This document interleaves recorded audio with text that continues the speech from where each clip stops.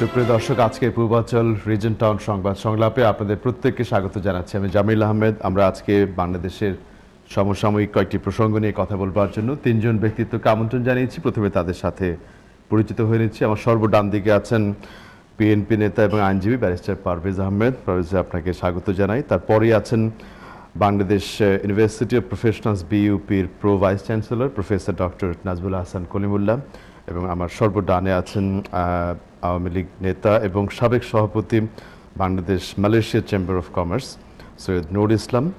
আপনারা তিনজন আছেন আমাদের সাথে। দর্শক, এছাড়া আপনারা যারা দেখছেন, আপনারা চাইলে কোনো তথ্য, প্রশ্ন, মন্তব্য থাকলে আমাদের সাথে সংযুক্ত হতে পারেন এবং যে স্ক্রলে নাম্বারটি আমরা দেখাচ্ছি সেখানে আপনি ফোন করতে পারেন। আমরা আজকের সংবাদ মাধ্যমে যেই বিষয়গুলো সবচেয়ে বেশি আলোচিত হয়েছে সেগুলো একটু দেখতে চাই। বিশেষ করে মাননীয় প্রধানমন্ত্রী সংসদে একটি বক্তব্যে বলেছেন যে জঙ্গিবাদের উস্কানিদাতা যারা, তাদের বিরুদ্ধে আইনি ব্যবস্থা নেওয়া হবে এবং পর্যবেক্ষণ করা হচ্ছে গণমাধ্যমের ভূমিকা। বিশেষ করে কল্যাণপুরে যে 9 জন জঙ্গি মারা গেছে তাদের মধ্যে 3 জনের পরিচয় মিলেছে, ময়না তদন্ত হয়েছে এদের। শিক্ষামন্ত্রী বাংলাদেশের মাদ্রাসা, মসজিদ, আলেম ওলামা, ওয়াজ মাহফিলে ধর্মের প্রকৃত ব্যাখ্যা নিয়ে কথা বলতে অনুরোধ জানিয়েছেন। এর পাশাপাশি বিএনপি চেয়ারপারসনের সাথে যুক্তরাষ্ট্র, জার্মানি, স্পেন সহ বিভিন্ন রাষ্ট্রদূত এবং হাই কমিশনারদের বৈঠক। যদিও বিএনপি বলছে নিয়মিত বৈঠক, কিন্তু এর সাথে জঙ্গিবাদ নিয়ে দলের অবস্থান ব্যক্ত করা হয়েছে। এবং সবচেয়ে একটা অ্যালার্মিং খবর, যেটা আমরা কখনো এক্সপেক্ট করি না, ব্রিটিশ কাউন্সিল বাংলাদেশে নিরাপত্তার কারণ দেখিয়ে কার্যক্রম বন্ধ ঘোষণা করেছে। আমরা আলাপ করতে চাই, আপনাকে দিয়ে শুরু করি। যতগুলো নিউজ আপনি দেখতে পাচ্ছেন ঘুরে ফিরে জঙ্গিবাদের সাথে সংশ্লিষ্ট, আপনি যদি শুরু করেন একটু আলোচনাটি। ধন্যবাদ জামিল ভাই আপনাকে। জিটিভির দর্শক যারা দেশে প্রবাসে দেখছেন তাদের সবাইকে শুভেচ্ছা জানাচ্ছি। আজকে আলোচক বিন্দুতেও শুভেচ্ছা জানাচ্ছি। আসলে আপনার যে নিউজগুলি আমরা দেখলাম, আপনি যেগুলো আলোচনা করলেন, তাতে কিন্তু একটি জিনিস পরিষ্কার হয়ে যাচ্ছে যে রাষ্ট্র, সমাজ, আমাদের অবস্থান, আমাদের বন্ধু প্রতিম দেশ, বন্ধু রাষ্ট্র সবাই একটা সংকট ফিল করছে। বাংলাদেশে একটা সমস্যা তৈরি হয়েছে এবং এই সমস্যাটি কিন্তু অস্বীকার করার উপায় নেই। এটা বৈশ্বিক একটা সমস্যা। সারা বিশ্বে বিভিন্ন নামে, বিভিন্নভাবে, বিভিন্ন প্রক্রিয়ায় সবাই এটা কম বেশি অ্যাফেক্টেড হচ্ছে। আমরা এই আওয়ামী লীগ সরকার ক্ষমতায় আসার পর থেকে গত 7 বছরে এই জঙ্গিবাদের বিস্তারটি মহামারী আকার বর্তমানে ধারণ করেছে। এখন কেন ধারণ করেছে, কি কারণে হয়েছে, কার ত্রুটি বিচ্যুতি, সে ব্লেম গেম, সেগুলো আবার ভিন্ন প্রসঙ্গ। বাট আমরা একটা মহামারীর অবস্থায় আছি যেখানে রাষ্ট্রকে প্রতিদিন এই জঙ্গিদেরকে অ্যাড্রেস করতে হচ্ছে। প্রধানমন্ত্রীকেও সংসদে দাঁড়িয়ে বলতে হচ্ছে জঙ্গিদের যারা সত্যিকারের মদতদাতা তাদেরকেও কিন্তু টলারেন্সের মধ্যে আইনের আওতায় নেওয়া হবে। তো আমার একটি আহ্বান থাকবে, মদতদাতা কিন্তু 2 রকমের। এক ধরনের মদতদাতা বলতে যদি আপনি আক্ষরিক করতে শুধু আপনাকে যারা সমালোচনা করছে তাদেরকে ইন্ডিকেট করেন, তাহলে হবে শুধুমাত্র পলিটিক্যালি তাদেরকে আপনি দুর্বল করার জন্য হয়তো তাদেরকে আপনি হুমকি দিচ্ছেন। আরেকটি হচ্ছে যে না, আপনি আক্ষরিক অর্থে যারা জঙ্গিদেরকে মদত দিচ্ছে, directly, indirectly, financially, politically, what ever the condition, যদি জঙ্গিদের সঙ্গে কোনো রকম সম্পৃক্ততা পাওয়া যায়, সে ব্যাপারে রাষ্ট্রের জিরো টলারেন্সের ব্যাপারে কোনো রকম কম্প্রোমাইজ করা উচিত না। এটা হচ্ছে আমার একটা পার্সোনালি অ্যাপিল থাকবে যে কোনো পর্যায় থেকে। এবং সবচেয়ে বড় কথা হচ্ছে যে এই যে জঙ্গিদের যে অবস্থানটি, জঙ্গিরা দেখেন আজকে এমন একটা জায়গায় চলে গিয়েছে, তার রাষ্ট্রকে চ্যালেঞ্জ জানাচ্ছে। রাষ্ট্রের 1000, 2000, 3000 আইন শৃঙ্খলাকারী বাহিনী, কারণ কিন্তু পুলিশ কিন্তু একা ফাইটটি করেনি। বলতে গেলে হয়তো ওখানে 1000 পুলিশ, র্যাব, বিজিবি, সোয়াত সমস্ত বাহিনী ছিল, বাট রাষ্ট্র কিন্তু তাদের সঙ্গে ছিল। তার মানে কি, জঙ্গিরা যে হুমকিগুলি দিচ্ছে, তারা যে এই চ্যালেঞ্জগুলি জানাচ্ছে কিন্তু রাষ্ট্রকে। তো আমাদের এটা বুঝতে হবে যে এখানে যখন রাষ্ট্রের উপরে হুমকি চলে আসে, তখন কিন্তু আমার আপনার কারোই কোনো রাজনৈতিক দলের বা কোনো ব্যক্তির বিচ্ছিন্নভাবে ওটাকে অ্যাড্রেস করার সুযোগ থাকে বলে পার্সোনালি আমি বিলিভ করি না। আমি মনে করি এখানে এখন আমাদের একেবারে আনকন্ডিশনাল কোন রকমের ব্লেম গেমে না, যে এই যে প্রবলেমটা আমরা ফেস করছি, যেটা মহামারী আকার ধারণ করেছে, এটাকে কিভাবে একেবারে জিরোতে নিয়ে আসা যায়। যেহেতু রাষ্ট্র একটা সিদ্ধান্ত নিয়েছে জিরো টলারেন্স, কিন্তু আমরা আবার দেখছি যে জঙ্গিদের আমরা ইনস্ট্যান্টলি পাচ্ছি, তাদের সঙ্গে কাউন্টার মারামারি হচ্ছে, খুন হচ্ছে, ঠিক আছে, কিন্তু যাদের আবার বিচারের আওতায় আনা হয়েছে ইতিপূর্বে, তাদের বিচারগুলো আমরা দেখছি খুব স্লোলি আগাচ্ছে। সেখানে স্বরাষ্ট্রমন্ত্রী, আইন মন্ত্রণালয় 3 বছর সময় চিরচালাচালি করে, বিচার হবে কি হবে না, দিবে কি দিবে না, কখন শুরু করবে, কখন করলে ভালো হয়। তখন আবার কিন্তু মানুষের মধ্যে শঙ্কিত হয়ে যায় যে ওখানে আবার এরকম দোটানা কেন তৈরি হয়। আবার দেখুন আপনি গত কয়েকদিন আমি বলবো, বিশেষ করে জুলাই মাসে আমি বলবো, আমার কাছে বেশ কয়েকটি উদাহরণ আছে যেখানে আমরা দেখেছি যে জঙ্গিদের গ্রেফতার হওয়া, বিশেষ করে নুরুল ইসলাম ভাই এখানে আছেন, ওনার চিটংয়ের রিজনাল যিনি কমান্ডার হিজবুত তাহরির এবং যিনি মূল সংগঠক, এই দুজন ব্যক্তিকে গ্রেফতার করার 3 দিনের মাথায়, 23 জুলাই পত্রিকায় বাংলাদেশ প্রতিদিনে আসছে, 3 দিনের মাথায় বিন রিলিজড, তাদেরকে মুক্তিও দিয়ে দেওয়া হয়েছে। এই কন্ডিশনগুলি কিন্তু আছে। এখন আপনি বলতে পারবেন যে শস্যের মধ্যে ভূত আছে, বা অনেক জায়গাতে হয়তো ঠিক মতো অ্যাড্রেস করা হচ্ছে না, তথ্য গোপন করা হচ্ছে, এমন উদাহরণ আছে যেখানে দেখা গিয়েছে আওয়ামী লীগ কর্তৃক নির্বাচিত চেয়ারম্যান যে নির্বাস ইসলাম, যিনি মারা গিয়েছেন এই জঙ্গি হত্যাকাণ্ডে, যিনি অন্যতম বড় টেররিস্ট হিসেবে আখ্যায়িত হয়েছে, সেই নির্বাসের একান্ত সহযোগী রাজন, যার নাম, সেই রাজনের মুক্তির ব্যাপারে যে হাইকোর্টে যে কাগজ গিয়েছে, সেখানে আবার আওয়ামী লীগের ওই ভাগাড়পাড়া থানা, যশোর জেলার ভাগাড়পাড়া থানার উপজেলার আওয়ামী লীগের যিনি সাধারণ সম্পাদক, সিটিং সাধারণ সম্পাদক, অ্যাজ ইউজুয়াল ইউপি চেয়ারম্যান, তিনি সত্যায়িত করেছেন he is a very good guy, এবং ল রাইটিং প্রুফ আছে। অফ কোর্স এটা নিউজ হচ্ছে, এটা এগুলি কথা না। ইভেন আমরা যে গতকাল যে বাসার মধ্যে জঙ্গিদের আক্রমণটা দেখলাম, যেখানে পুলিশ 9 জন জঙ্গিকে মেরে ফেলতে সক্ষম হয়েছে, সেই বাড়িরও দেখা যাচ্ছে যে পরিচয় আওয়ামী লীগ বা অন্য কোনো পলিটিক্যাল পার্টির এফিলিয়েশন দেখা যাচ্ছে। আমি কথাটা এই কারণে বললাম যেটা কিন্তু বাড়ির মালিককে কিন্তু রিমান্ডে নেওয়া হয়েছে। এটা আমার বড় উদ্দেশ্য কিন্তু এটা আওয়ামী লীগ বা বিএনপির জন্য না। আমার কথাটি হচ্ছে কি, বাংলাদেশের যেখানে অপরাধটি হোক, কমার বেশি আমরা যেভাবে পলিটিসাইজড পার্সোনালি আমার দেশের রাজনৈতিক প্রেক্ষাপটে, যেখানেই আপনি যান, একটা অপরাধ হলে এই ব্যক্তি could be Jatiya Party, could be Awami League, could be BNP, could be Jamaat, could be Jasad, whatever. আমি বলছি কোনটা, যে পলিটিক্যাল এফিলিয়েশনটাকে আমরা যদি মুখ্য তুলে ধরি, তাহলে কিন্তু আমরা হোঁচট খাবো।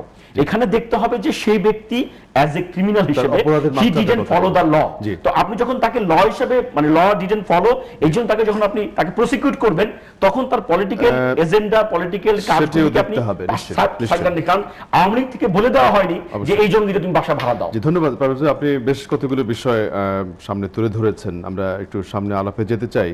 ইসলাম ভাই, এই ঘটনাগুলো আমি আর রিপিট করছি, আপনি জানেন, কিন্তু এখন প্রসঙ্গ যেটি হচ্ছে যে শুধু আইন শৃঙ্খলা বাহিনীর উপরে আমরা বারবারই বলছি যে তারা কতটুকু করেছে, কিন্তু এখানে কিন্তু অনেক স্টেক হোল্ডারের দায়িত্ব দেখা যাচ্ছে। বিশেষ করে যারা এই যে বাড়ি ভাড়া দিচ্ছেন, বারবার আমরা দেখতে পাচ্ছি তারা কিন্তু এটা খুব নজরে নিচ্ছেন না।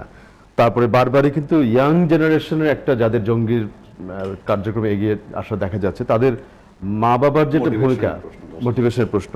সো আমরা এখন কিন্তু যেই কথাগুলো উঠছে, নিশ্চয়ই প্রাথমিকভাবে আমরা সাধুবাদ জানাই, এগুলো ধরা পড়েছে, কিন্তু নেক্সট স্টেপগুলো কিন্তু কোয়াইট চ্যালেঞ্জিং আমাদের জন্য। হ্যাঁ, ধন্যবাদ। আসলে জঙ্গিবাদের যে ইস্যুটা, এটাকে যদি কেউ শুধু বাংলাদেশের ইস্যু মনে করে, আমি মনে করবো সেখানে এটাকে ভুলভাবে অ্যাড্রেস করা হচ্ছে। আসলে জঙ্গিবাদের ইস্যুটা কিন্তু এখন গ্লোবাল ইস্যু, আর বাংলাদেশ এখন কিন্তু আর কোনো বিচ্ছিন্ন কোনো জনপদ নয়।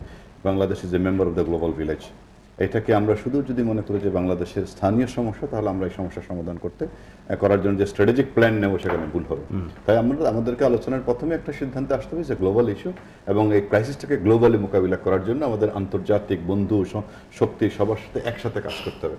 এখন প্রশ্ন আসছে, যে প্রসঙ্গটা আপনি উঠালেন, যে এখানে শুধু কি আইন শৃঙ্খলা রক্ষা বাহিনীর কাজ এটার জন্য, নাকি আরো অনেকের কাজ? আসলে শুধুমাত্র আইন শৃঙ্খলা রক্ষা বাহিনীকে দিয়ে আপনি এই ধরনের সমস্যার সমাধান করতে পারবেন না, কারণ এটার উৎপত্তিস্থল রাজনৈতিক এবং সামাজিক।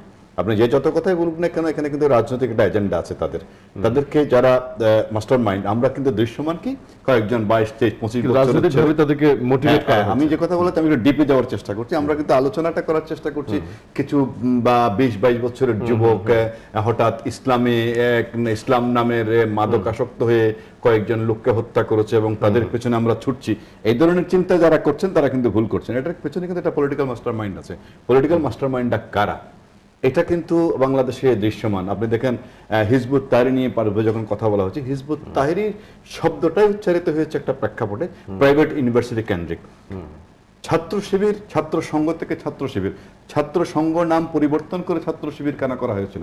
ছাত্র সংঘটা তখন পাকিস্তান এবং তার পরবর্তীতে এমন পচে গিয়েছিল বাংলাদেশ বিরোধী কর্মকাণ্ডের কারণে, ওই ব্র্যান্ডটা তখন আমাদের প্রজন্মকে খাওয়ানো যাচ্ছিল না। তখন তারা ছাত্র সংঘ নামটা পরিবর্তন করে ছাত্র শিবির নাম ধারণ করলো এবং একটা পর্যায় পর্যন্ত আমাদের প্রজন্ম সেটাকে খেলো এবং আমাদের প্রজন্মের অর্থাৎ 75 পরবর্তী আমরা যারা ছাত্র রাজনীতি করেছি, আমাদের এই বন্ধু বান্ধব, আমাদের প্রতিবেশী ছেলেটাই কিন্তু ছাত্র শিবিরের ক্যাডার হয়েছে, কিলার হয়েছে। কিন্তু তারা রক্তটা হত্যাযজ্ঞ সন্ত্রাসের কর্মকাণ্ড করতে করতে একটা পর্যায়ে এসে ছাত্র শিবিরের ব্র্যান্ডটাও কিন্তু ছাত্র সংঘের মতো হয়ে গেছে। প্রাইভেট ইউনিভার্সিটির তখন উত্থান শুরু হলো। 80-র দশকে কিন্তু প্রাইভেট ইউনিভার্সিটি ছিল না, ছাত্র রাজনীতিটা ছিল কিন্তু আমাদের সরকারি বিশ্ববিদ্যালয় বা কলেজ পর্যায়ে। যখন প্রাইভেট ইউনিভার্সিটির উত্থান হলো তখন আমাদের মিডল ক্লাস সোসাইটির জন্ম হলো, আপার মিডল ক্লাস সোসাইটির জন্ম হলো এবং middle class and upper middle ক্লাসের ছেলেপেলেরা প্রাইভেট স্কুলে যাওয়া শুরু করলো। তখন ছাত্র শিবির নামের ব্র্যান্ডটা অকেজো হয়ে গেছিল, পচে গেছিল। এখন তারা একটা নতুন ব্র্যান্ডের ক্রিয়েট করলো, সেটা হচ্ছে হিজবুত তাহরির। আমি কিন্তু ছাত্র সংঘ, ছাত্র শিবির এবং হিজবুত তাহরির এই তিনটা নামকে, তিনটা ব্র্যান্ডকে আমি মাস্টার মাইন্ড যারা করে তারা কিন্তু একটা মাস্টার মাইন্ড করতে সৃষ্ট। এটা যদি আমি অ্যাড্রেস করতে না পারি আমরা কিন্তু ভুল করব। এখানে কিন্তু হুট করে কেউ এসে 100-200 ছেলেকে ধর্মীয় উন্মাদনা সৃষ্টি করে করেছে। নো, মাস্টার মাইন্ড কিন্তু এক। 69-70 তারও আগে এবং 71-এর পরে মুক্তিযুদ্ধের পরাজিত শক্তি, 75-এর পরবর্তী ঘটনার পর বেনিফিশিয়ারি যারা, তাদের একটা সংগঠিত শক্তির আবির্ভাব আজকের কিন্তু জঙ্গিবাদ। এই জঙ্গিবাদকে স্ট্রেস করতে হলে ওখানে যেতে হবে। এখন প্রশ্ন হচ্ছে যে প্রশ্নটা আপনি করেছেন যে শুধুমাত্র আইন শৃঙ্খলা রক্ষাবাহিনীর পক্ষে সম্ভব কিনা। এখানে সার্টেনলি আপনার রাস্তার মোড়ে মোড়ে পুলিশ, বিডিআর, আর্মি আর র্যাবদের দিলেও আপনি সমস্যা সমাধান করতে পারবেন না যদি না পর্যন্ত বৃহত্তর জনগোষ্ঠীকে সম্পৃক্ত করতে না। ধন্যবাদ ইসলাম ভাই, আপনি বেশ কতগুলো অন্য যারা আছে তাদের অংশগ্রহণ নিয়ে বলেছে। আমরা আলাপ করতে চাই স্যার, আপনার কাছে ফিরছি, একটা প্রশ্ন নিতে চাই। একজন দর্শক আছেন, বেশ কিছুক্ষণ থেকে চেষ্টা করছেন। হ্যালো, কে আছেন আমাদের সাথে? হ্যালো। জি, ওয়ালাইকুম আসসালাম, বলুন। আমি ব্যারিস্টার পারভেজের কাছে আমার প্রশ্নটা। আপনি কে বলছেন, কোথা থেকে বলছেন? আমার নাম হাজী মোহাম্মদ আলী, আমি চট্টগ্রাম থেকে বলছি। জি জি, বলুন। এই যে জঙ্গি নিয়ে এত কিছু হচ্ছে, আমি ব্যারিস্টার পারভেজের কাছে প্রশ্ন করতে চাই, তার দল জঙ্গি বিরোধী জনমত সৃষ্টি করার জন্য কি কর্মসূচি গ্রহণ করেছে? আচ্ছা আচ্ছা, ধন্যবাদ। ব্যারিস্টার পারভেজ বলবেন তার দল কি কর্মসূচি নিয়েছে। আমরা একটু স্যারের কাছ থেকে শুনে। স্যার, আপনি বলবার আগে আমার ছোট 2-3টি প্রশ্ন যোগ করবার আছে। সেটা হচ্ছে যে আপনি বিশ্ববিদ্যালয় প্রশাসনের সাথে জড়িত, আপনি ঢাকা বিশ্ববিদ্যালয়ের সম্মানিত শিক্ষক। এই যে 3টি তথ্য, যে দারুল ইহসান বিশ্ববিদ্যালয় বন্ধ করা, তারপরে 90টি বেসরকারি বিশ্ববিদ্যালয়ের উপরে একটা ব্যাপক নজরদারি এখন আমরা বেড়েছে দেখতে পাচ্ছি, আলাপ আলোচনা হচ্ছে প্রতিদিনই। আর ঢাকা বিশ্ববিদ্যালয়ের মধ্যে অবস্থিত যে ব্রিটিশ কাউন্সিলটি, সেটি সম্পর্কে আপনি জানেন, একটু যদি এই দিকটাকে আমাদেরকে একটু আপডেট করেন। অন্যগুলো তো বলবেনই আপনি অবশ্যই। ধন্যবাদ জামিল। আসলে এই যে জঙ্গিবাদ এবং তার যে বিস্তার, এটি তো একদিনে ঘটেনি। আপনার ফিল্ড বিল্ডিংয়ের কাজটা দীর্ঘদিন ধরে চলছিল, তার একটা ঐতিহাসিক প্রেক্ষিত ইসলাম সাহেব আমাদের সামনে তুলে ধরেছেন। ইসলামী ছাত্র সংঘ, ইসলামী ছাত্র শিবির, হিজবুত তাহরির পর্যায়ক্রমে নানান নামাবলী গায়ে চাপিয়ে এই প্যাকেজিংয়ের ব্যাপারটি সংগঠিত হয়েছে। এবং এখানে মনে রাখতে হবে যে ঢাকা বিশ্ববিদ্যালয় হচ্ছে প্রাচীনতম বিশ্ববিদ্যালয় এই অঞ্চলে, এবং আপনার এখানের যে অনুষদটিতে প্রথম বাংলাদেশে সেমিস্টার সিস্টেম প্রবর্তিত হয়, বাণিজ্য অনুষদ, সেই বাণিজ্য অনুষদের অন্যতম গুরুত্বপূর্ণ বিভাগ ম্যানেজমেন্টের অধ্যাপক গোলাম মাওলা, তিনি শাসক দল আওয়ামী লীগের সমর্থক যে আপনার শিক্ষক গ্রুপটি আছে, নীল দলের টিকেটে আপনার সিন্ডিকেটে সদস্য নির্বাচিত হয়েছিল। আচ্ছা। And he took the lead. ব্রিটেনে যখন পড়াশোনা করতে গেছেন, সেখান থেকে তিনি আমদানি করেছেন হিজবুত তাহরিরের এই নামাবলী বাংলাদেশে। এবং আমাদের ঢাকা বিশ্ববিদ্যালয়ের ফ্ল্যাগশিপ ইনস্টিটিউশন আইবিএ, তার অন্যতম শিক্ষক মহিউদ্দিন, উনি আপনার এই হিজবুত তাহরিরের নিশান বরদার হয়েছেন।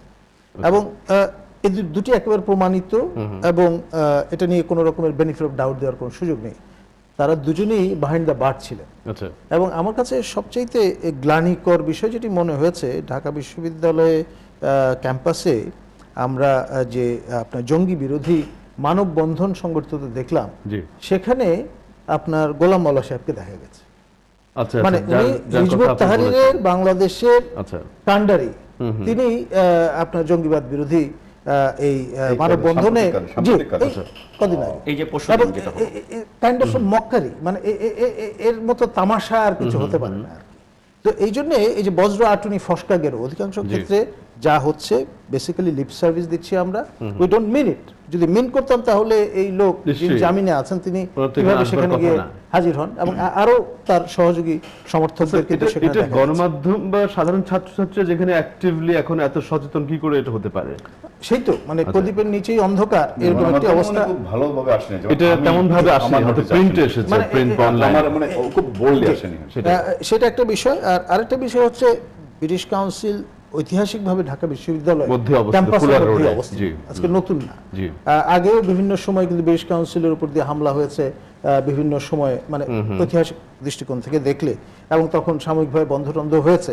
কিন্তু এই যে আপনার এরকম একটি পটভূমিতে বন্ধ হয়ে যাওয়ার যে পুরোটা ব্যাপারটি, অফিসকে সাময়িকভাবে ক্লোজ একদম করে দেয়, শাট এটা করে হয়নি দেয়া, কখনো। সোজা কথা। এবং তার সঙ্গে আপনার ওই বিষয়টাকেও আপনার উড়িয়ে দিলে চলবে না যে গতকালই মহান জাতীয় সংসদে বিরোধী বেঞ্চের অন্যতম নেতা, সাবেক ডাকসুর অন্যতম কাণ্ডারি জিয়াউদ্দিন বাবলু, তিনি খোলামেলা ঝেড়ে কেশে আচ্ছা। আমাদের বর্তমান যে ভাইস চ্যান্সেলর আছেন মশ আরিফিন সিদ্দিকীর পদত্যাগ দাবি করে বসেছেন। আচ্ছা, আচ্ছা। এবং কি কারণে তার মানে এই উনি কতগুলো দাবিটি তিনি যুক্তি উপস্থাপন বিষয়গুলো করেছেন। কিন্তু উপস্থাপন করেছেন এবং তিনি মনে করিয়ে দিয়েছেন যে সংসদে যারা বসছেন মাননীয় সংসদ সদস্য হিসেবে তারা অধিকাংশ কিন্তু ঢাকা বিশ্ববিদ্যালয়ের প্রাক্তন ছাত্র। এক্স্যাক্টলি। তো ওই যে দাবিটি, তারপরে ব্রিটিশ কাউন্সিলের এই বন্ধ হয়ে যাওয়া এবং মানে হিজবুত তাহরীরের লোকজনের মানববন্ধনের শরিকানা, এই সব কিছু মিলিয়ে আমার কাছে মনে হচ্ছে যে একটা নানান রকমের গোজামিল আছে। Unexpected situation. Definitely. এবং ঢাকা বিশ্ববিদ্যালয় নিয়ে সাম্প্রতিক যে ঘটনাগুলো, এগুলো নিয়ে কিন্তু মানুষজন ব্যাপকভাবে আশ্চর্য হয়েছে যে বেশ কিছু ঐতিহাসিক তথ্য আসা না আসা নিয়ে। আমরা নিশ্চয়ই আরো কথা বলবো স্যার, ধন্যবাদ, আপনি বেশ কতগুলো বিষয় বলেছেন। বিরতির পরে পারভেজ ভাই প্রশ্নটা উত্তর দেবেন নিশ্চয়ই। আমরা একটু বিরতি নিতে চাই, খুব ছোট একটা। দর্শক আপনারা নিশ্চয়ই আমাদের সাথে আছেন আজকের সংবাদ সংলাপে। আমরা আবার ফিরে এলাম আজকের সংবাদ সংলাপে বিরতির পরে। বিরতিতে যাবার আগে একজন দর্শকের প্রশ্ন ছিল পারভেজ আপনার কাছে, বিশেষ করে আপনার দল জঙ্গিবাদ দমনে যে উদ্যোগগুলো নিয়েছে, উনি কিছুটা আপডেট জানতে চাইছিলেন, যদি রেসপন্ড করেন একটু। ধন্যবাদ জামিল ভাই আমাকে আবার সুযোগ দেওয়ার জন্য। আসলে আমি আজকে জঙ্গিবাদের যে প্রবলেমটা, এটাকে শুধুমাত্র দলের ক্ষেত্রে আমি দিতে চাচ্ছি না, এই কারণেই পার্সোনালি যে আসলে আপনি দেখুন প্রতিটি ঘটনাতে কিন্তু জনগণ এফেক্টেড হচ্ছে। এখানে কিন্তু এরকম নয় যে গুলশানে মারা গিয়েছে বিএনপির একজন বা জামাতের একজন বা আওয়ামী লীগের দুজন, এরকম না। যখন বিদেশি অলমোস্ট 17-18 জন লোক মারা গিয়েছে, পুরো রাষ্ট্রেই কিন্তু কালিমাটা লিপ্ত হয়। আচ্ছা, এখানে কিন্তু তখন আপনি দলকে আর কতটুকু টানবেন, এটা হলো আমার কথা হচ্ছে যে যেই সংকটের উপর দিয়ে যাচ্ছি, শুধুমাত্র আপনি বিএনপি উদ্যোগ নিল কি নিল না, আওয়ামী লীগ মিছিল বা মানববন্ধন করলো কি করলো না, তা দিয়ে কিন্তু আমার আপনার পাওয়ার সুযোগ নেই। This is very high time, খুবই অ্যালার্মিং সিচুয়েশন। আমরা যত ক্যাজুয়ালি অ্যাড্রেস করি আর যত সিরিয়াসলি দেখাতে চাই, তার কাজটি হতে হবে সিনসিয়ারলি। যে সংকটটি কিন্তু খুব বেশি, যেটা আমরা হলি আর্টিজানের ঘটনার পরে আমরা দেখলাম, যখন পুলিশ থেকে আমাদেরকে অ্যাড্রেস করা হলো আকাশ বিকাশ ডন বাঁধন নিয়ে, এটার পরে আবার যখন কালকে আমরা যে নামগুলি পত্রিকায় পেলাম, সেই নামগুলিরও প্যাটার্ন একই ধাঁচের হয়ে যাচ্ছে। আমাদের কথা হচ্ছে যে পুলিশের সাথে জনগণের এই গ্যাপটি কেন হচ্ছে, কেন পুলিশের এত মহৎ কর্মকেও জনগণ সন্দেহের চোখে দেখবে? দ্যাট ইজ অ্যাবসলিউটলি রং, উচিত না। কিন্তু আমার কথা হচ্ছে এই গ্যাপটি কেন তৈরি হচ্ছে, দুটো কারণে আপনার খেয়াল করতে হবে। নাম্বার ওয়ান হচ্ছে যে পুলিশ হচ্ছে, আপনি হাজার সমালোচনা যদি বসে এখানে করিও পুলিশের, আজকে যদি একটা সংকটে পড়ি, we have to call to the police first. That means কি উই হ্যাভ নো চয়েস। পুলিশের প্রোটেকশন ছাড়া, পুলিশের কোঅপারেশন ছাড়া বিশ্বের কোনো সভ্য রাষ্ট্র দাঁড়াতে পারে না। তার মানে কি পুলিশের উপস্থিতি, পুলিশের প্রেজেন্স, পুলিশের এই কার্যক্রমকে যতটুকু আপনি অ্যাকাউন্টেবল করবেন, যত ট্রান্সপারেন্ট করবেন, জঙ্গি বিরোধী মুভমেন্টটা আরো বেশি স্ট্রং হবে। ফার্স্ট কথা। ঠিক আছে। সেকেন্ডলি আপনি আসুন পলিটিক্যাল যেটা, পুলিশ কিন্তু আওয়ামী লীগের জন্য না, পুলিশ কিন্তু রাষ্ট্রের। কিন্তু প্রবলেমটা হয় যখন পুলিশের কর্তা ব্যক্তিরা যখন মনে হয় যে তারা ক্যাথলিক মোর দেন পোপ, তখনই কিন্তু দেখা যায় বিএনপি থেকে একটা ব্লেম করা হচ্ছে পুলিশের ব্যাপারে, যে পুলিশের ওই ব্যক্তি ভাবে কথা বলছেন কেন। আবার ওই দেখা যায় পুলিশের ওই ব্যক্তি আবার যখন আনসার দিচ্ছেন তখন তার বক্তব্যগুলি ওই পলিটিক্যাল বক্তব্যের মধ্যে হয়ে যাচ্ছে। আমি একটা ফলশ্রুতিতে হয় কি, এই যে টানাপোড়ন, এই টানাপোড়ের জায়গাটি যেটা তৈরি হওয়া উচিত না সেটা কিন্তু অলরেডি তৈরি হয়েছে। কিন্তু দর্শকের যে দর্শক যে প্রশ্নটি করেছেন দেখেন এটা কিন্তু খুব যেমন আমি একটু যোগ করি, যেমন আপনার দলের, আপনি যেই দলের সাথে সম্পৃক্ত তার পক্ষ থেকে সরকারের সাথে সংলাপ বা বাংলাদেশের পলিটিক্যাল কালচারটি জামিল ভাই খুব ফ্র্যাঙ্কলি এটা হচ্ছে দুই রকমের কালচার। একটা হচ্ছে নাম্বার ওয়ান হচ্ছে if you are not with me you are enemy, এটা খুব ক্লিয়ার ভাবে পজিশন। সেকেন্ডলি হচ্ছে এলিমিনেশন, এটা একেবারে ফ্রম ভেরি বিগিনিং যখন আওয়ামী লীগ আসলো, জাসদ বিরোধী দল হলো, জাসদের যে জঙ্গিপনা যদি বলি বা গুলি করে মারা বলি সবকিছুই কিন্তু দেখা গেছে তখন ওই একই কায়দায়, মানে খুন করার রাজনীতি। পরবর্তীতে 80 দশকও দেখা গেছে কেউ কাউকে টলারেন্স করেনি। সেই আমরা অনেক কিছুতে হয়তো উন্নয়নের মহাসড়কে আছি, বাট এই যে জিরো টলারেন্সের ক্ষেত্রে কিন্তু আমরা একেবারে সেই আদিম যুগেই আছি একজন আরেকজনের ক্ষেত্রে। এখন আসুন যে বিএনপির ক্ষেত্রটা কতটুকু, জুডিশনটা কতটুকু আছে, যেখানে সরকার নিজেই সরকারি দল, সিম্পল, সংসদে নিজেরাই বিরোধী দল, হ্যাঁ, তারপরে রাষ্ট্রের সমস্ত অর্গানগুলিতে সরকার যেভাবে জেকে বসে আছে, এখানে বিএনপির অবস্থান যদি ওইভাবে আমরা দেখতে চাই তাহলে অনুবীক্ষণ যন্ত্র দিয়ে বুঝতে হবে। তারপরে সিভিল সোসাইটি, বিএনপি, আদার যারা আছে তারা যদি এখন কথা বলতে চায়, দেখেন সমস্যা কি হচ্ছে, যদি তারা ওই যে বললেন যে তারা যদি আজ কথা বলতে যায় যে সরকারের জঙ্গি কার্যক্রমটি এভাবে দেখা উচিত বা এভাবে তাদের সাজেশন দিতে যায়, তখন সরকার ভাববে কি যে সরকারের জঙ্গি অ্যাড্রেসটাকে বোধহয় বিরোধী দল ক্রিটিসাইজ না। আপনি যদি বলছেন হিসেবে চিহ্নিত করে একটা হতে পারে, যখন বলছেন কথা বলার স্পেস নেই, সংকুচিত, এরই বিকল্প হিসেবে কি রাষ্ট্রদূতদের সাথে মতবিনিময় বিএনপির অবস্থান পরিষ্কার জঙ্গিবাদ নিয়ে? না, এখানে আমি বলি বিএনপি জঙ্গিবাদের ব্যাপারে সরকারের পক্ষ থেকে যতভাবে যেভাবে ব্লেম দেওয়া হোক না কেন, নুরুল ভাই যে কথাটি একটা জিনিস পরিষ্কার করার চেষ্টা করলেন যে এই মূলত মাস্টার মাইন্ড কারা, আমার উত্তরটা হচ্ছে এরকম, কথা আমি ধরে নিলাম যুক্তের খাতিরে জামাত হচ্ছে মূল মাস্টার মাইন্ড বা শিবির মাস্টার মাইন্ড। তাহলে আপনি শাখা প্রশাখা যখন আপনি জেনে ফেলছেন, আপনি শাখা প্রশাখাকে উপরিয়ে ফেলার চেষ্টা করছেন, তাদেরকে আপনি নিষিদ্ধ করে দিচ্ছেন, তাদেরকে অ্যারেস্ট করছেন, কিন্তু মাস্টার মাইন্ডকে আপনি নার্সিং করছেন, 86 নার্সিং করেছেন, 96 90 নার্সিং করেছেন, হ্যাঁ, তো এগুলিকে আবার এখন তারা সেই যারা নার্সিং করেছে, যারা নার্সিং নিয়েছে, উভয় পক্ষ শক্তিশালী অবস্থান চলে এসেছে। আচ্ছা দেখি এটা অন্যান্য পার্টি নিয়েছে, যার জন্য আজকে আপনি কাকে বাদ দিবেন? আজকে জামাতকে নিষিদ্ধ যদি করতে চান, বাংলাদেশের কোন দল তো বলেনি জামাতকে নিষিদ্ধ আপনি করলে আমি রাস্তায় হরতাল দিব, আন্দোলন করব। ধন্যবাদ।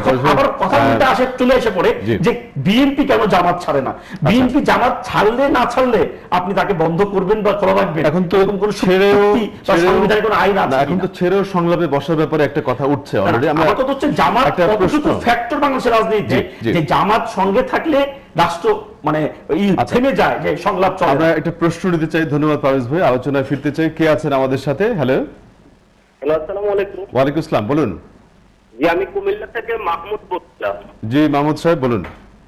জি, আমার প্রশ্নটা হচ্ছে আমরা যে ভাড়াটিয়াদের যে তালিকাটা পুলিশকে দিচ্ছি, সেক্ষেত্রে পুলিশ থেকে আমাদেরকে কোন প্রকার রিসিপ্ট কপি দেওয়া হচ্ছে না।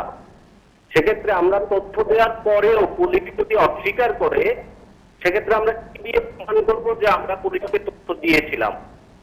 আচ্ছা, আপনার কি জানবার আছে এক্ষেত্রে? সেক্ষেত্রে আমাদেরকে তো একটা রিসিপ্ট কপি দেওয়ার কথা, যেটা দিয়ে আমরা প্রমাণ করতে পারি যে আমরা পুলিশকে তথ্য দিয়েছি। আচ্ছা, আপনি একটা প্রমাণ হিসেবে কিছু তথ্য উপাত্ত রাখতে চাইছেন নিরাপত্তার স্বার্থে। স্যার কি একটু রেসপন্ড করবেন এটা? জি ডেফিনেটলি আমি তো মনে করি যে অ্যাকনলেজমেন্টটা মানে লাভ করার অধিকার জনগণের আছে, যে মানুষ দিচ্ছে যেটা, হ্যাঁ, এবং এটি নিশ্চিত করাটা জরুরি। যদি মানে কোনো গ্রে এরিয়া থেকে থাকে তাহলে এটা অ্যাড্রেসড হওয়া উচিত এবং পুলিশের ঊর্ধ্বতন কর্তৃপক্ষের বিষয়টি নিজেদের নজরে নিয়ে আসা দরকার।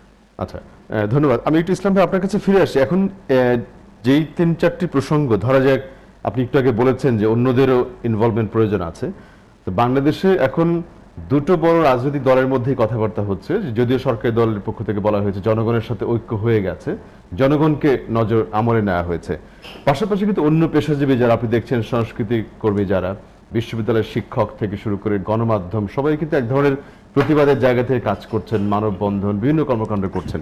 কিন্তু এই সবার কার্যক্রমকে একটা লিডারশিপের কিন্তু প্রশ্ন আছে, যেটার দিকে কিন্তু রাজনীতিবিদদের দিকে মানুষ তাকায় সব সময়।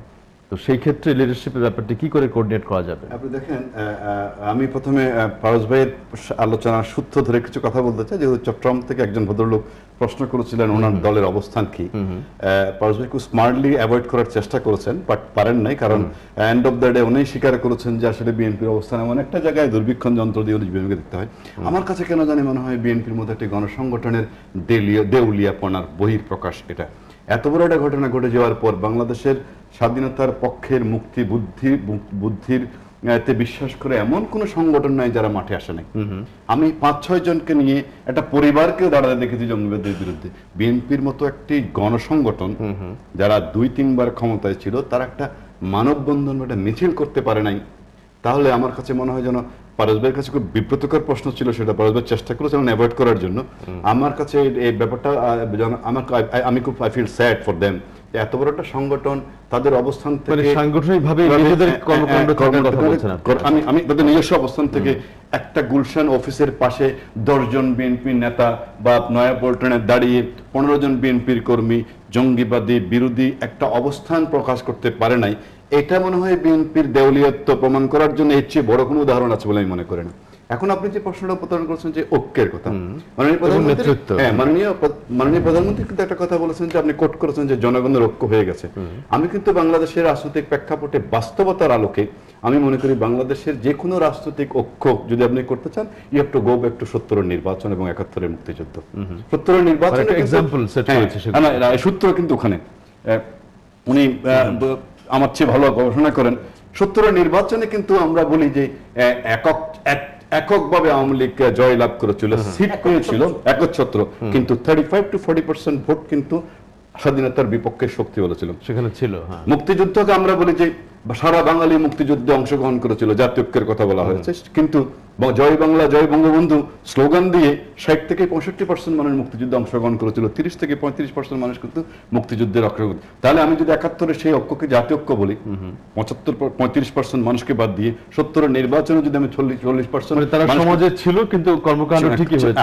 জাতীয় ঐক্য বলতে আপনি তাদের সাথে হবে যদি আপনি বাংলাদেশকে একটি লাল সবুজের পতাকার জন্মোৎসব ইতিহাস যদি আপনাকে মানতে হয়, আপনি যদি মুক্তিযুদ্ধের চেতনায় বিশ্বাস করেন, বাংলাদেশের যে কোনো ইস্যুতে আজকে আপনি যদি জঙ্গিবাদের কথা বলেন, জঙ্গিবাদের হচ্ছে কোনো ইভেন অর্থনৈতিক কোনো ইস্যুতে, কোনো সামাজিক ইস্যুতে, কোনো রাজনৈতিক ইস্যুতে, কোনো পলিটিক্যাল ইস্যুতে, কোনো ইকোনমিক ইস্যুতে যদি কোনো ঐক্যের কথা বলেন, সেখানে কিন্তু মুক্তিযুদ্ধের চেতনা ভিত্তিক ঐক্য হতে হবে।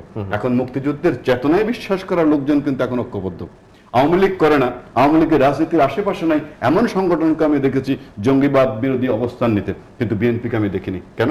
আমি জামাতের কাছ থেকে আশা করি না, কারণ জামাত প্রকাশ্যে স্বাধীনতার বিরুদ্ধে করেছিল। বিএনপির জন্ম কিন্তু 71-এর পরে।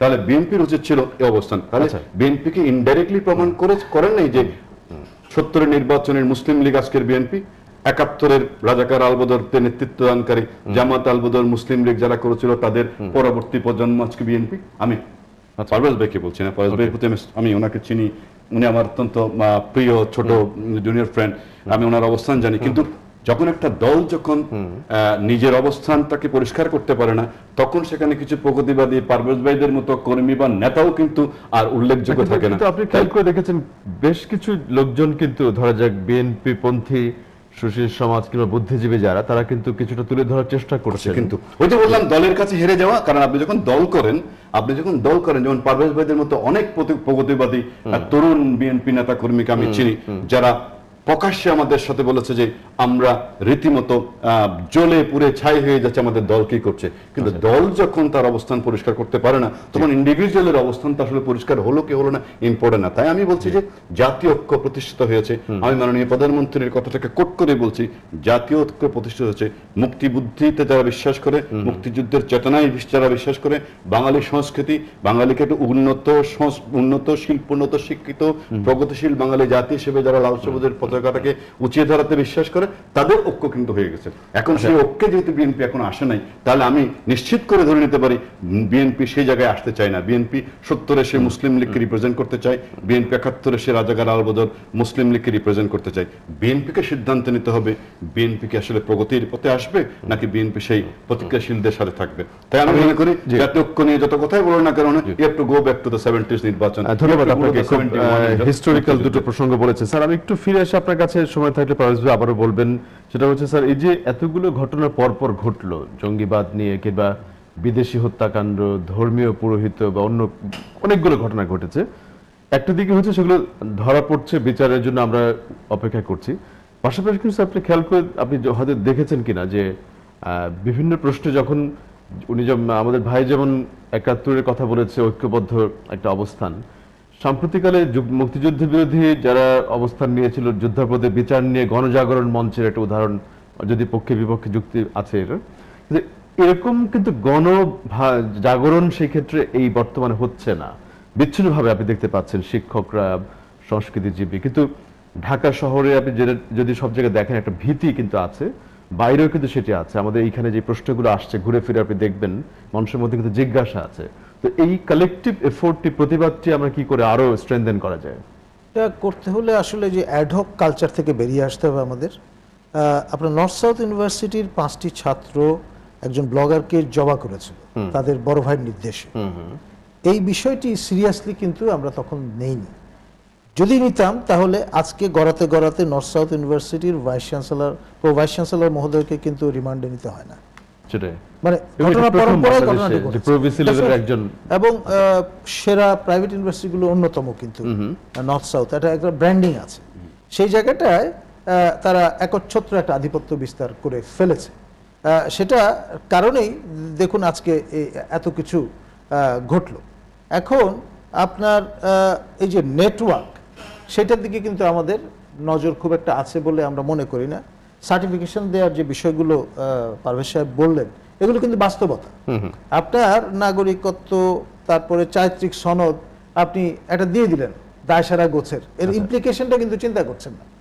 এখন এর ফলে সেইগুলো দেখিয়ে আমাদের বিচার ব্যবস্থায় যেভাবে আমরা সওয়াল জবাবগুলো করি, সেসব দিয়ে অনেকে পার পেয়ে যাচ্ছেন, ছাড়া পেয়ে যাচ্ছেন। তো ফলে ব্যাপারটা কি দাঁড়াচ্ছে, আপনি আবারও বেরিয়ে সুযোগ পেয়ে ওই একই ঘটনা ঘটানোর একটা অবস্থানে চলে যাচ্ছেন। এবং এই যে অ্যাডহক যে ব্যাপারটি, সেটি কিন্তু আসলে চিরতর অবসান হওয়া দরকার। সময় এসছে আপনার দীর্ঘমেয়াদী একটা পরিকল্পনা নিয়ে সাস্টেইন ভাবে বিষয়টাকে অ্যাড্রেস করা। আচ্ছা, একটা প্রসঙ্গ আমি আবার একটু ফিরে আসি। বিশেষ করে শিক্ষা প্রতিষ্ঠান, এতদিন আমরা যেটা দেখলাম যে মাদ্রাসা শিক্ষা কিন্তু এইসব অঞ্চল থেকে মনে করা হতো যে জঙ্গিরা বেশি বেরিয়ে আসছে কিনা। এবারে কিন্তু ভিন্ন চিত্র, ইংরেজি মিডিয়ামের শিক্ষা, বেসরকারি বিশ্ববিদ্যালয়, রিভার্স একটা চিত্র। 90টি বেসরকারি বিশ্ববিদ্যালয়ের উপর বেশ নজর দেওয়া হচ্ছে, কিন্তু আবার সরকারি দলের পক্ষ থেকে ছাত্র সংগঠন এমনটিও বলেছে যে সেসব জায়গায় ছাত্র রাজনীতি শুরু করা যেতে পারে, এক ধরনের ছাত্র রাজনীতি সেক্ষেত্রে সহায়ক ভাবা হয়েছে।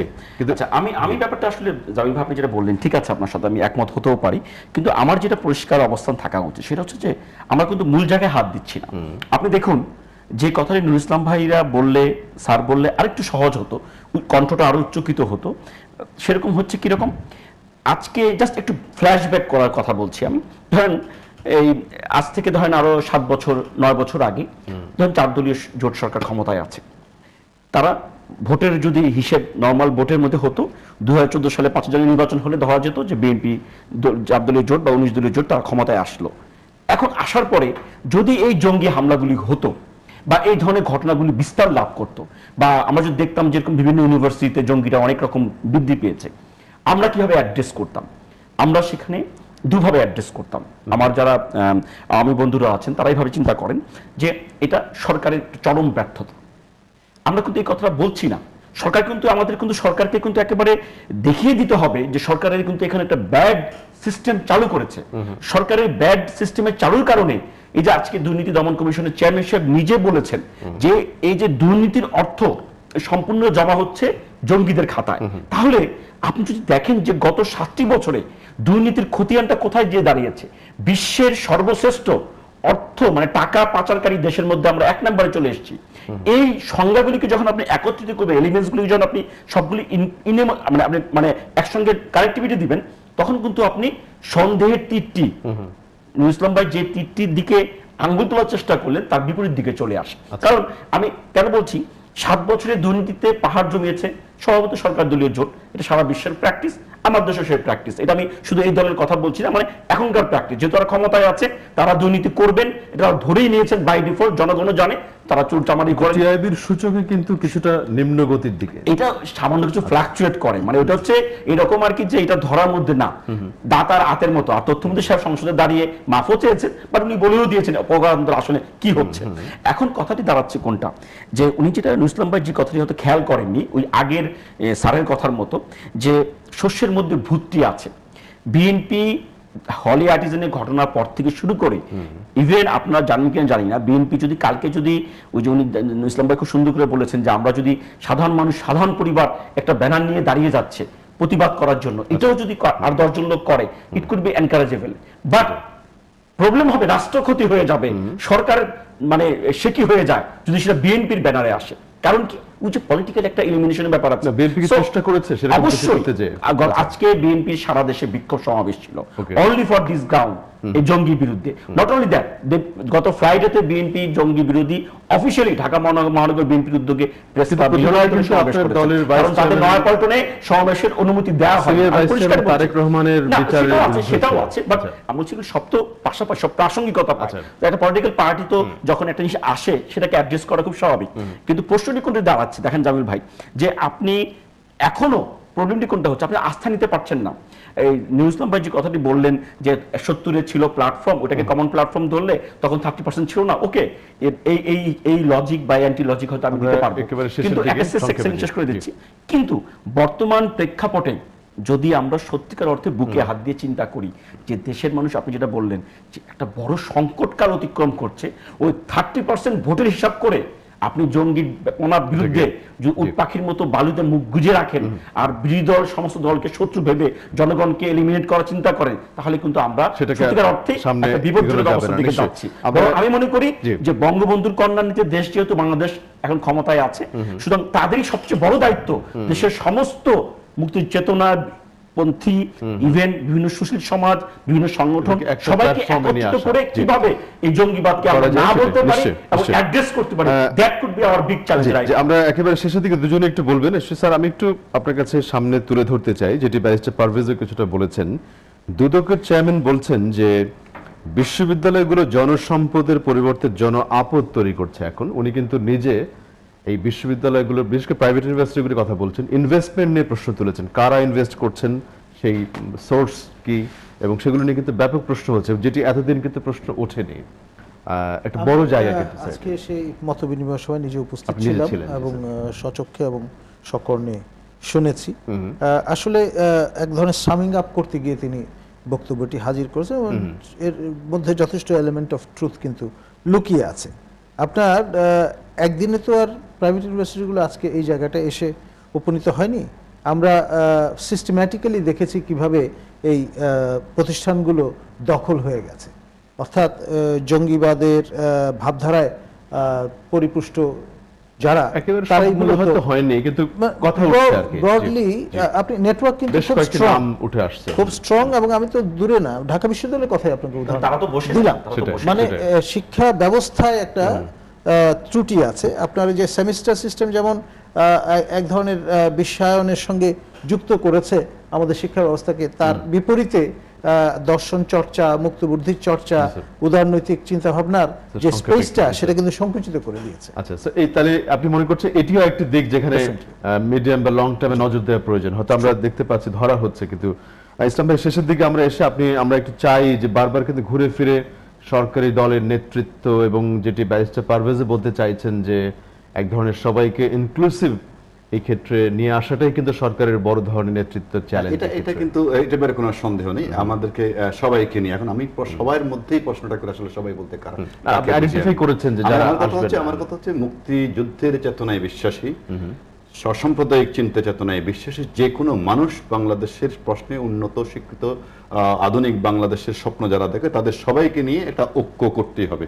সেই ঐক্যে কে আসছে আর কে আসছে না সেটা দেখতে হবে তাদের নিজস্ব চয়েসের উপর। যেমন ঐক্যের ব্যাপারটা কিন্তু 4-5 জন রাজনীতিবিদ বসেই যে একটা একই সুরে কথা বললে ঐক্য হয় তাতে আমি বিশ্বাস করি না। সাধারণ মানুষের পারসেপশনটা কি, সাধারণ মানুষ আসলে কি চাই, আপনাকে সেটা যদি আইডেন্টিফাই করতে না পারে 10 জন রাজনীতিবিদকে এক জায়গায় বসিয়ে একই সূত্রে একটা পিস অফ পেপার সাইন করলে কি হয় সেটাও বাংলাদেশের মানুষ একটা যদি তথ্য যোগ করি আপনার সাথে, ধরা যাক যেটি স্যারও বলেছেন যে ব্রিটিশ কাউন্সিল ঢাকা বিশ্ববিদ্যালয় ক্যাম্পাসে অবস্থিত, এখন তারা যে প্রশ্ন কনসার্নগুলো ব্যক্ত করেছে নিশ্চয়ই সেগুলো বিশ্ববিদ্যালয়ের কাছে উঠে আসবে।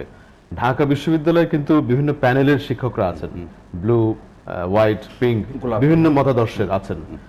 যদি আপনি আলাপ করতে চান নিশ্চয়ই সবার সাথে বসে আলাপ করতে হবে, সেখানে কিন্তু আপনি এক্সক্লুড করতে পারছেন না। না, আপনাকে কথা হচ্ছে যে এখন প্রশ্ন হচ্ছে কি মাননীয় প্রধানমন্ত্রী কি বলেছেন, জাতীয় ঐক্য প্রতিষ্ঠিত হয়েছে। জাতীয় ঐক্য প্রতিষ্ঠিত হওয়ার অর্থ হচ্ছে বিএনপি সুযোগটা হাতছাড়া করেছে। বিএনপি সুযোগটা হাতছাড়া করার অর্থ হচ্ছে যদি বিএনপি যদি সেই গণমিছিলটাতে অবস্থানটা যদি এসে হাজির হতো তাহলে কিন্তু বিএনপি সেই ঐক্যে থাকতো। এখন বিএনপির সমস্যাটা কোথায় পরশ ভাই যেটা ক্লিয়ার করতে পারছেন না, আমি জানি ওনার বুকটা ফেটে যাচ্ছে। বিএনপির সমস্যাটা কিন্তু ভোটের রাজনীতির হিসাব করতে গিয়ে ওনাদের আমাদের যে 15% ভোট আছে সেটা লোক বিএনপি সামলাতে পারছে না বলে বিএনপি নিজে ধ্বংস হয়ে যাচ্ছে। কিন্তু সে তাদেরকে নার্চার করা হয়েছে বলে কিন্তু উনি বলেছেন। অবশ্যই না, উনি না, তাহলে ওনাকে আমি এই প্রসঙ্গে আসতাম। দেখেন, জামাত নামের সংগঠনটাকে কবরস্থানে পাঠিয়ে দেওয়া হয়েছে, এটা বিএনপি পাঠায়নি, এটা বঙ্গবন্ধু কন্যা জননেত্রী নিশ্চিত করে বলতে পারেন। হ্যাঁ, নিশ্চিত করে বলতে পারি যে জামাত নামের সংগঠন যাকে 80 দশকে 90 দশকে চট্টগ্রাম বিশ্ববিদ্যালয়টা জামাত কর্মীকে আমরা টাচ করতে পারি নাই। 96 আওয়ামী লীগ যখন ক্ষমতায়, আমি অফিয়ারের কথা বলছিলাম, চট্টগ্রাম মহানগর আওয়ামী লীগের শ্রম বিষয় সম্পাদককে জামাত শিবিরের কর্মীরা প্রকাশ্যে দিবালোকে গুলি করেছেন, আসিম সাহেব তখন স্বরাষ্ট্রমন্ত্রী ছিল, টাচ করতে পারি নাই। সেইখান থেকে উঠে এসে আওয়ামী লীগ আজকে জামাত নামের সংগঠনটাকে পুরোটাই কবরস্থানে পাঠিয়ে দিয়েছে। তারপরে যদি বলেন আওয়ামী লীগ জামাতকে লালন করছে, তাহলে আমি বলবো যিনি বলছেন ওনার তো উনি চোখে কিছু, মানে আমরা ধরে নিতে পারি যে এই মৃত জামাতের সাথে আর কোনো রাজনৈতিক ঐক্য কারো হবে না, বিশেষ করে যদি কোনো রাজনৈতিক দল যদি বেঁচে থাকতে চায়, যদি বেঁচে থাকতে চায়। অর্থাৎ আমি কিন্তু কষ্ট পাই যখন দেখি বিশাল একটি গণতান্ত্রিক দল বিএনপি হারিয়ে যাচ্ছে। আমাকে উদ্বিগ্ন করে সেই কাজটা, সত্যি সত্যি আমাকে উদ্বিগ্ন করে। আমি পারভেজ ভাইয়ের মধ্যে বিএনপির বড় নেতাদের সাথে আমার সম্পর্ক নাই, পারভেজ ভাইদের মধ্যে তরুণ নেতাদের কাছে বলবো এখনই এই মুহূর্তে আপনারা জামাত ত্যাগ করে জনগণের কাতারে আসেন। বিএনপির মতো একটা সংগঠন হারিয়ে যাক, আমার মতো 75 পরবর্তী যে রাজনৈতিক কর্মী, আমি সেটা আশা করি না। এটা আমার জন্য বেদনাদায়ক। রাজনীতির জন্য, জাতির জন্য বিএনপি হারিয়ে যাক আমি চাই না। আমরা শেষ করতে চাই একেবারে শেষের দিকে। ইসলাম ভাইকে ধন্যবাদ, উনি অত্যন্ত সহমর্মিতা আন্তরিকতা প্রদর্শন করেছেন বিএনপির জন্য এবং আমাদের জন্য ওনার সিম্পেথিটা খুব অ্যাপ্রিসিয়েবল। কিন্তু প্রশ্নটি হচ্ছে যে কষ্টটা হয় কোনটা, আসলে সমস্ত এই যে প্রবলেমগুলি আমরা দেখি, সমস্ত প্রবলেমগুলি আমরা আমাদের মতো করে দেখছি, আমরা কিন্তু ওই জায়গা থেকে বের হতে পারছি না। আমরা যে ওই যে জায়গাটা থেকে দেখার চেষ্টা করছি, এই জায়গাটাই যে ওই শেষ না, এটা যে পুরো 56,000 বর্গমাইলের এলাকা। আপনি যে খুব নাইসলি পয়েন্ট আউট করেছেন যে আপনি সাদা, ব্লু, গোলাপি ছাড়া কেমন করে ঐক্য করলেন, শুধু ব্লুতে একাকার হয়ে গেলে তো হচ্ছে না, বা শুধু পিঙ্কে আপনি পিঙ্কিশ হয়ে গেলে তাতে লাভ হচ্ছে না। আপনাকে সবাইকে নিয়ে রেইনবোটাকে আঁকতে হবে, সেই রেইনবোটা আঁকাটাই হচ্ছে বড় চ্যালেঞ্জ। এটি বড় চ্যালেঞ্জ, নিশ্চয়ই ধন্যবাদ জানাই। আমরা প্রত্যেকে কথা বলছি মূলত একটি জঙ্গিমুক্ত বাংলাদেশ, সন্ত্রাসমুক্ত বাংলাদেশ প্রতিষ্ঠার জন্যই। আমরা চাই সেটি দেখতে প্রকৃত অর্থে আধুনিক এবং অসাম্প্রদায়িক। ডক্টর নাজমুল হাসান কলিমুল্লাহ, প্রাইস্টার পারভেজ এবং সৈয়দ নুরুল ইসলাম, তিনজনকে ধন্যবাদ জানাচ্ছি আজকের এই আলোচনায় এসে যোগ দেওয়ার জন্য। দর্শক আপনাদেরকে ধন্যবাদ এতক্ষণ আমাদের সাথে থাকার জন্য। আমরা আবারও হাজির হব অন্য দিনে অন্য কোনো বিষয়। আপনারা সে পর্যন্ত ভালো থাকবেন এই আশাবাদ জানিয়ে আজকে এখানেই বিদায় চাইছি।